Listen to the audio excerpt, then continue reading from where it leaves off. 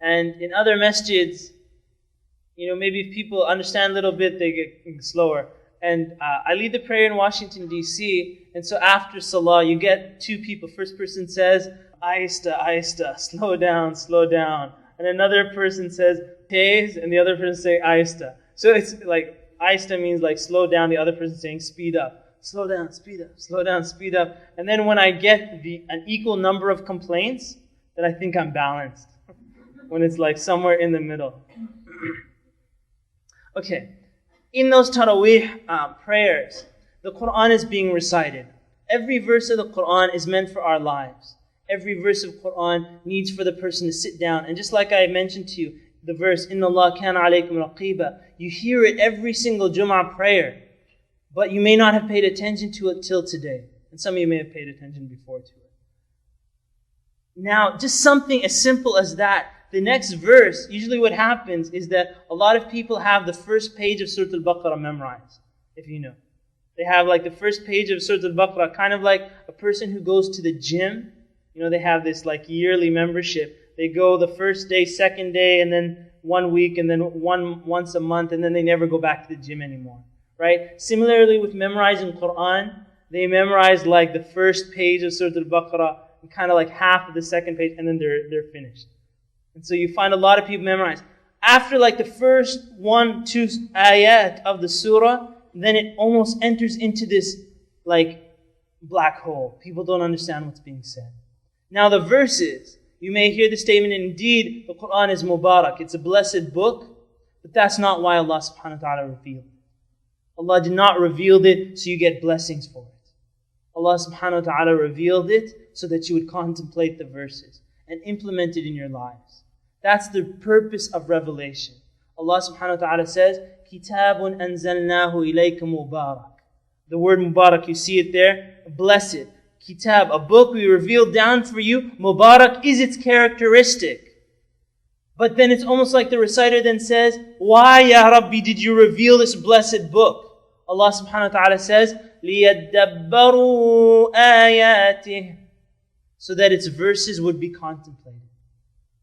And so that meaning of the Quran has to be a part of our lives. And when it becomes a part of our lives, then the person knows how to submit. They know how to go through their lives because Allah subhanahu wa ta'ala didn't leave anything out in the Quran. And you will find your answer there if you turn back to the Quran. And inshallah ta'ala, I hope that maybe this would be one of the starts of some very critical tafsir classes so that people can really get a true understanding of what the Quran is saying.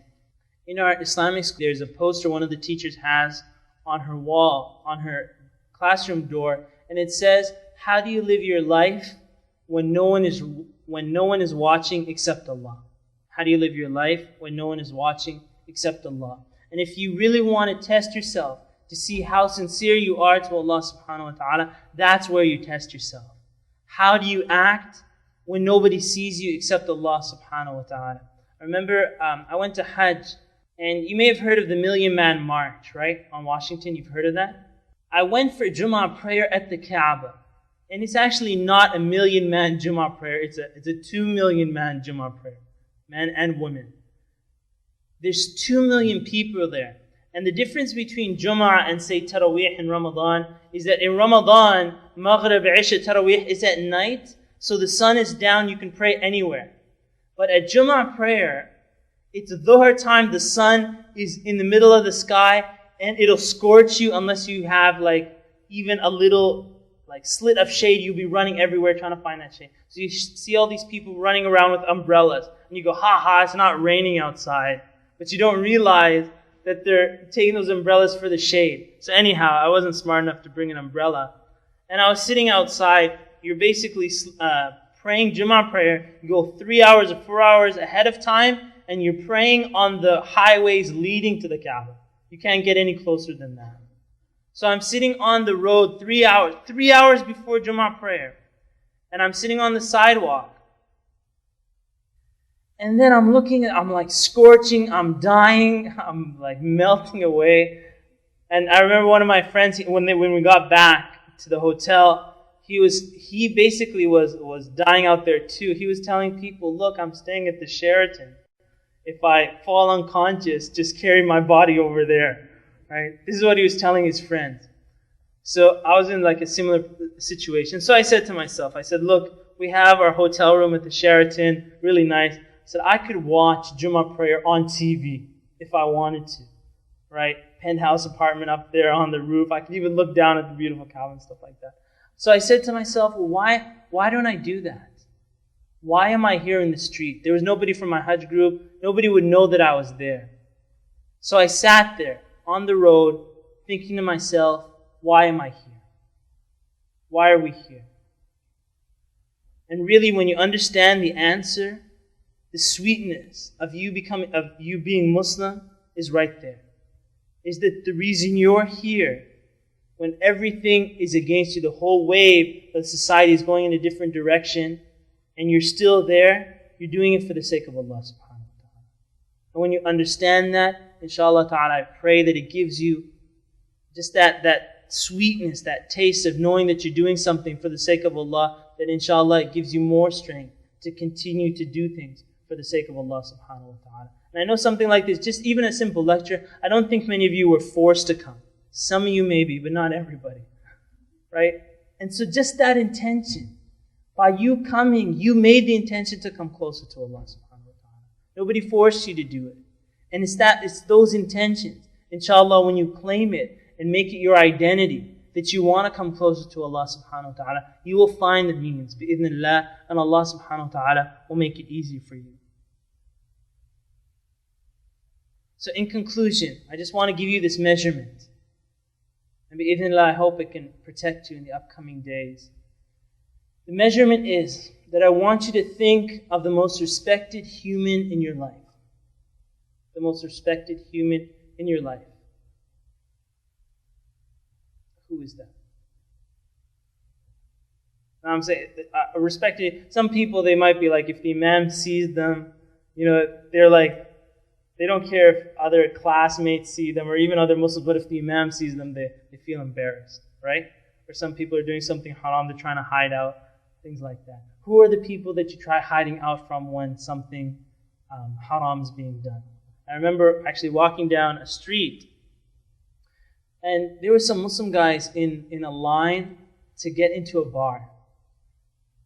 And as I was walking down the street, I told the brother, I said, there better not be any Muslims in this line here.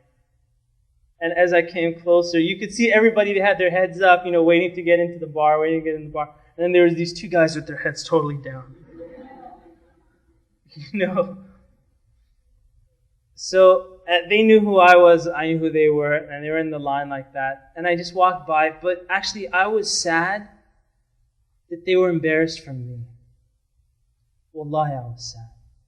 Because that's not, a human shouldn't have that place in a person's life. It should be Allah subhanahu wa ta'ala that has that place. So the person that you respect the most, the person that if they were standing there, you would not do what you were doing, say to yourself that I honor Allah more than I honor this human being. That I honor Allah Azza wa Jal more than I honor this human. I honor Allah more than I honor this human.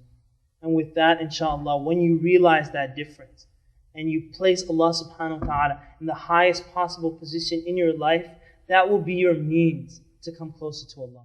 And we'd have no idea. We just have signs of this, right? The microphone broke down and then no one fixed it, so we know there's no God back there. A human being's insight is like this. They don't know what's going on. Allah subhanahu wa ta'ala, His knowledge is all-encompassing.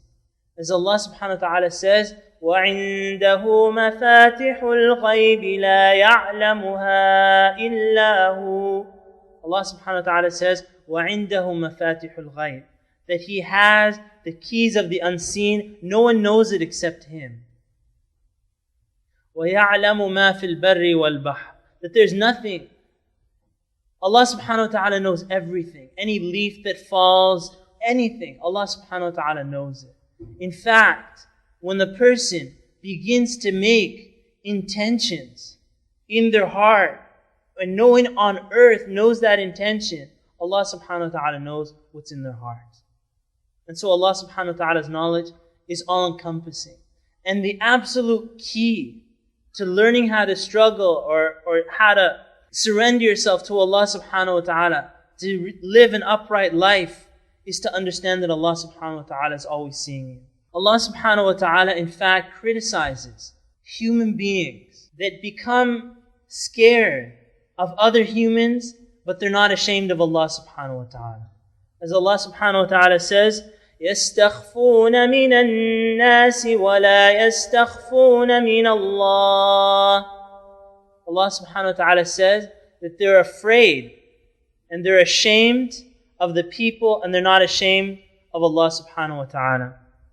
In the Quran, one of the things that Allah subhanahu wa ta'ala describes the day of resurrection. And some people call it the day of judgment or the day of resurrection. But one of the things you'll notice is that Allah subhanahu wa ta'ala uses many different terms for the day of resurrection.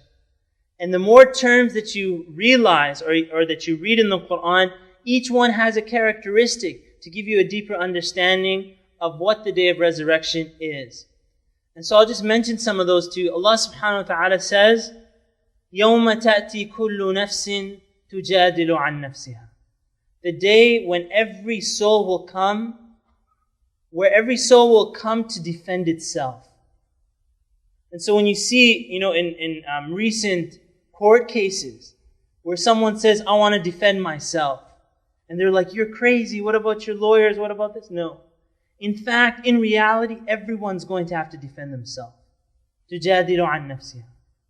You're going to be standing up and testifying. And just like you would be accused of something in this life, and you would want to know, you're going to be accused of something, that you prepare your life in accordance to getting off in the end. Allah subhanahu wa ta'ala says, يَوْمَ لَا يَنْفَعُ نَفْسٌ مَالٌ وَلَا بَنُونَ. The day when a person's wealth and a person's children will avail them in no way. And one of the things you'll see, and from the prophets, from Musa and Isa and Muhammad sallallahu alayhi wasallam, in each people that they were sent to, one of the consistent arguments that they used against the prophets was that the prophet can't be telling the truth because we have more money and we have more children. Does that sound like a logical argument? You say, no, it doesn't. But a lot of people get fooled by that. They think that the person with the most wealth must therefore be the one who is most correct, which is not correct. As Allah subhanahu wa ta'ala says, that on that day, the person's wealth will mean nothing. And the children that they had and all the things that they accumulated will mean nothing. Only the person that comes with the righteous action. And Allah subhanahu wa ta'ala says, يَوْمَ يَفِرُّ الْمَرْءُ مِنْ أَخِيهِ وَأُمِّهِ وَأَبِيهِ. Allah subhanahu wa ta'ala is speaking about the different relations that the person has and how on the day of resurrection, the person will run away from these people. And so Allah subhanahu wa ta'ala says that the day when a person will run away from their own brother, and from their father, and from their mother, from everyone. In fact, on the day of resurrection, Allah subhanahu wa ta'ala says that the person is willing to allow the entire earth, all the human beings, to go to hellfire so long as they'll be saved. To show you the glimpse of how much the person doesn't care for others on the day of resurrection, only if they save themselves. And so when a person starts to realize what day is coming up for them, then they start to prepare accordingly. But there's good news. And if you look at people, and this good news is that Allah subhanahu wa ta'ala is our creator. He created us. And so when you see people that talk about, the path to happiness in life, really what they're doing is they take the deen of Allah subhanahu wa ta'ala and they put kind of a secularist label onto it. But it is deen, because Allah made us in a way that our happiness only comes from turning to Allah subhanahu wa ta'ala. I'll just give you an example of that. A motivational kind of those how to be happy speakers will tell a person that if you want to be happy, you really want to be happy, wake up before you go to work and go do some exercise. If you really want to be happy. So the person, he says, don't exercise in your home, go out in the street and exercise. And he says, I don't care if it's dark out or it's Fajr time. go out and walk in the street. And then he says that while you walk in the street, don't just walk and exercise for no reason. He says, exercise your mind. How do you exercise your mind? He says, by thanking God or your Creator or whoever you want, Mother Nature, thank anybody you want, but be thankful. Which is exactly, the word kufr means to be unthankful. In its original literal term, means to be unthankful. Kafir is someone who's unthankful, basically, that they hide the blessings of God underneath the rug. And a Muslim is someone who's thankful. And so if you're Muslim and you're not spending that time being thankful, then you're not really understanding the essence of being a Muslim and surrendering yourself to Allah subhanahu wa ta'ala. And so as I listen to this person speaking, I realize that this path of happiness, the whole point is for this person to emulate the life of a Muslim. And when a Muslim stays away from their deen, and then they come up at the end of a lecture like this and they say, I'm not happy, I would say, go back and practice your deen. And actually surrender yourself to Allah subhanahu wa ta'ala. Because it's not only just a virtuous duty that you have to do, it's for your own benefit. It's so that success comes to you in this life and in the hereafter. And of that first level of success is happiness, which everyone is looking for. As Allah subhanahu wa ta'ala says, فَاذْكُرُونِي أَذْكُرُكُمْ. Remember me and I'll remember you. And so you're going on the bus or something like that. You want Allah subhanahu wa ta'ala to remember you. When other people are listening to their music or others are reading this, reading that, you sit back and you start remembering Allah subhanahu wa ta'ala. And Allah subhanahu wa ta'ala will remember you. And I'm telling you, that is the juice of your life. The happiness comes from that. Of sitting down. And I'm not just saying after salah, subhanallah, alhamdulillah, Allah Akbar, doing it voluntarily. When you're on your own and nobody requires of you to do it. And you come closer to Allah subhanahu wa ta'ala with those nawafil. In Islamic history, there is a man by the name of Nuh ibn Maryam. He was a very righteous man. He had some servants. And one of the servants that he had was a servant by the name of Mubarak. A very righteous servant also. This is the time, the Tabi'een. And so he had a grape farm. What he did on the grape farm, he sent the servant out to work on the grape farm. After months of working on the grape farm, he basically told Mubarak to go and get some grapes for him. So Mubarak came back, brought him some grapes. When he ate the grape, it was sour. And he said, these grapes are sour, go and get me some sweet grapes. So Mubarak went back, came back, and brought him the grapes. He tasted it, they were sour. And then he said, these are sour, go get me some grapes, some sweet grapes. So he went back, looking for ripe grapes. He brought some more grapes back. Nuh ibn Maryam tasted they were sour. And then he got really angry. And then he said, don't you know the sweet grapes from the sour grapes? And Mubarak said, no, I don't. He said, my job was not to eat the grapes. My job was to work on the farm and not steal a single grape. And I've never tasted a single grape after all these months of working. And I just want you to imagine, here in Canada we have these strawberry picking places, right? Have you been there? I've been there.